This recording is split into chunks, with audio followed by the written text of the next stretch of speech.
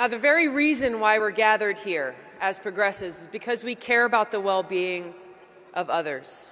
We care about our future.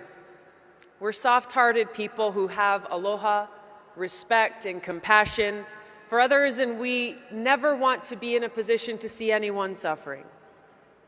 As a result, for some, it may be easy to believe that, well, maybe we should support a regime change war if we believe that war will relieve human suffering.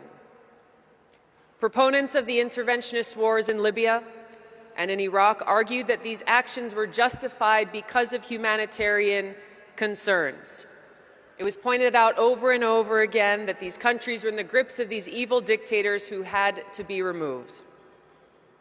This is precisely the same argument that is being used today to justify our war to overthrow the Syrian government of Assad. Hoping to garner the support of the American people, proponents of these regime change wars routinely cite humanitarian concerns to justify this military intervention in foreign countries.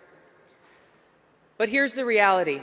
As a direct result of our intervention in Iraq, the overthrow of Saddam Hussein, human suffering there has increased dramatically. Terrorist organizations such as ISIS and al-Qaeda took advantage of the Maliki Shia-led government that persecuted and oppressed the Sunni people. ISIS therefore gained a stronghold in Iraq, kidnapping, terrorizing, raping, and killing thousands and thousands of innocent people. In Libya, when the U.S. led the bombing campaign to overthrow Gaddafi, which began with a no-fly zone, the result was incredible loss of life, total chaos, with Libya resulting in a failed state and a haven now for ISIS and other terrorist organizations.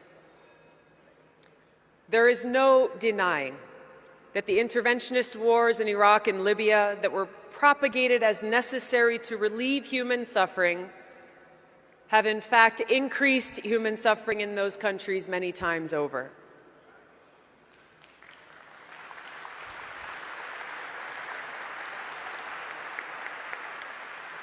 There's an old saying that's very relevant to what's facing us here today, that the road to hell is often paved with good intentions. There's not one but two wars that are being waged in Syria. First is a war to defeat ISIS, al-Qaeda, and other jihadist groups. This is a war against terrorists who've declared war on America, and it's a war that we must win. The second is the counterproductive war to overthrow the government of Assad, an illegal war that Congress has not authorized and which must end.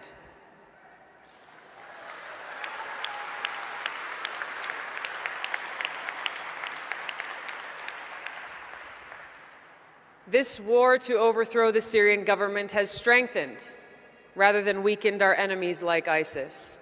Working with countries like Saudi Arabia and Turkey, we are fueling a brutal civil war that's caused the deaths of over 400,000 Syrians and millions more refugees fleeing their homes.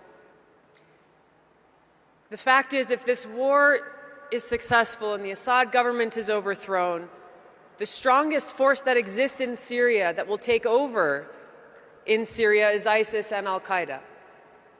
This will result in a far worse humanitarian disaster, refugee crisis, and a genocide against religious minorities, secularists, atheists, LGBT, and anyone who does not prescribe to this specific extreme ideology. What to speak of the fact that this will present an even greater security threat to the region and to the world. We need to send a strong message that this war must end. Many of you stood up bravely and courageously and protested the war in Vietnam. Many of you stood up and bravely and courageously protested the war in Iraq. Many of you did the same, protesting the war to overthrow Gaddafi in Libya. And so now I'm asking you to stand up and do the same. Stand with me and demand an end to this war to overthrow the government of Assad. Demand an end to all interventionist regime change wars. We need to let leaders in Washington know that we will not stand idly by and allow this nation to escalate an already deadly, devastating war. We need to let leaders in Washington know that we do not support overthrowing any dictator we want, acting as the world's police, acting as if it's America's responsibility to use our military to attempt to remake the world in the image that we choose. We need to let leaders in Washington know that we must stop wasting our valuable, precious, limited resources on these regime change wars and instead focus those resources on investing and rebuilding and strengthening our communities right here at home. We can't afford to do both.